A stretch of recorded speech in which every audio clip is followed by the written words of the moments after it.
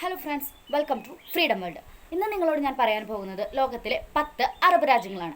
അപ്പോൾ നമുക്ക് വീഡിയോയിലേക്ക് കിടക്കാം. 10. ജിബൂട്ടി. ആഫ്രിക്കൻ വൻകരയിലെ കിഴക്കേ മുനമ്പിലുള്ള ഒരു രാജ്യമാണ് ജിബൂട്ടി. ഏഷ്യയെയും ആഫ്രിക്കയെയും വേർതിരിക്കുന്ന ചെങ്കടലിൻ്റെ തീരത്താണ് ജിബൂട്ടി സ്ഥിതി ചെയ്യുന്നത്. 9. Comoros island. ആഫ്രിക്കൻ വൻകരയിലെ മഡഗാസ്കറിനും മൊസംബിക്കും ഇടയിലായി സ്ഥിതി ചെയ്യുന്ന ഒരു ദ്വീപ് സമൂഹമാണ് കോമറോസ് ഐലൻഡുകൾ. മൊറോണിയാണ് കോമറോസിൻ്റെ തലസ്ഥാനം. 8. സുഡാൻ. ആഫ്രിക്കൻ വൻകരയിൽ ഈജിപ്തിനും എത്യോപ്യയ്ക്കും നടുവിലായി സ്ഥിതി ചെയ്യുന്ന ഒരു അറബ് രാജ്യമാണ് സുഡാൻ. ഹാർത്തോമാണ് സുഡാൻ്റെ തലസ്ഥാനം. 7. മൊറോക്കോ. വടക്കൻ ആഫ്രിക്കയിൽ സ്ഥിതി ചെയ്യുന്ന ഇപ്പോഴും രാജഭരണം പിന്തുടരുന്ന ഒരു അറബ് രാജ്യമാണ് മൊറോക്കോ. ഏകദേശം 3.5 കോടിയോളം ആളുകളാണ് ഇവിടെയുള്ളത്. 6. അൾജീരിയ. ആഫ്രിക്കൻ വൻകരയിൽ സ്ഥിതി ചെയ്യുന്ന ഏറ്റവും വലിയ രാജ്യമാണ് അൾജീരിയ. ദ്വീപ് എന്നർത്ഥം വരുന്ന അറബ് വാക്കിൽ നിന്നാണ് അൾജീരിയ എന്ന പദം വന്നത്. 5. ടുണീഷ്യ. ആഫ്രിക്കൻ വൻകരയിൽ ലിബിയയുടെയും അൾജീരിയയുടെയും അതിർത്തിയിലായി സ്ഥിതി ചെയ്യുന്ന ഒരു അറബ് രാഷ്ട്രമാണ് ടുണീഷ്യ.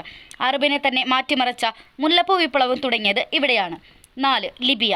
ആഫ്രിക്കൻ വൻകരയിലെ മധ്യധരണിയിൽ സ്ഥിതി ചെയ്യുന്ന ഒരു തീരരാഷ്ട്രമാണ് അറബ് രാജ്യമാണ് ലിബിയ. രാജ്യത്തിൻ്റെ 90% മരുഭൂമിയായതിനാൽ ഇവിടെ ജനസാന്ദ്രത കുറവാണ്. 3. ഈജിപ്ത്. ആഫ്രിക്കയിലെ ഏറ്റവും ജനസാന്ദ്രതയുള്ള രാജ്യമാണ് ഈജിപ്ത്. ഒരുപാട് സംസ്കാരങ്ങൾ ഉറങ്ങിക്കിടക്കുന്ന രാജ്യമാണ് ഇത്. 2. പാലസ്തീൻ. പശ്ചിമേഷ്യയിൽ സ്ഥിതി ചെയ്യുന്ന ഒരു പരമാധികാര രാഷ്ട്രമാണ് പാലസ്തീൻ. യേശുക്രിസ്തുവിൻ്റെ ജന്മസ്ഥലമായ ബത്ലഹേം പാലസ്തീനിലാണ്. 1. ലെബനോൻ. മിഡിൽ ഈസ്റ്റിൽ ഇസ്രായേലും സിറിയയുമായി അറബി പങ്കിടുന്ന രാജ്യമാണ് ലെബനോൻ.